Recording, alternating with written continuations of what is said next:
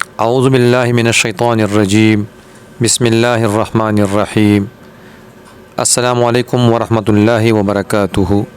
حضرت عبداللہ بن مغفل مزنی رضی اللہ عنہ سے روایت ہے، نبی کریم صلی اللہ علیہ وآلہ وسلم نے فرمایا، بکریوں کے باڑے میں نماز پڑھ لیا کرو اور اونٹوں کے باڑے میں نماز نہ پڑھو، کیونکہ وہ شیطانوں سے پیدا ہوئے ہیں۔ سنن ابن ماجہ 769۔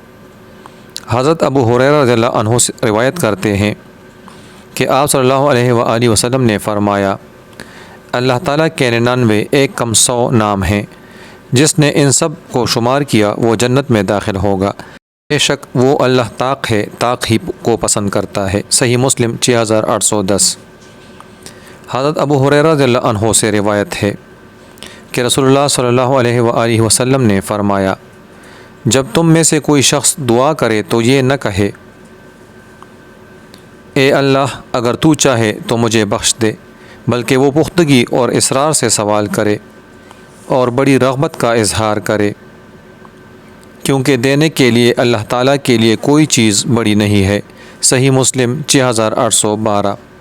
حضرت انس رضی اللہ عنہ سے روایت ہے کہ رسول اللہ صلی اللہ علیہ وآلہ وسلم نے فرمایا، تم میں سے کوئی شخص کسی نقصان مصیبت کی وجہ سے جو اس پر نازل ہو موت کی تمنا نہ کرے، اگر اس نے لامحالہ موت مانگنی بھی ہو تو یوں کہے کہ اے اللہ مجھے اس وقت تک زندہ رکھ جب تک زندگی میرے لیے بہتر ہو، اور مجھے موت دے دے جب موت میرے لیے بہتر ہو۔ صحیح مسلم 6814۔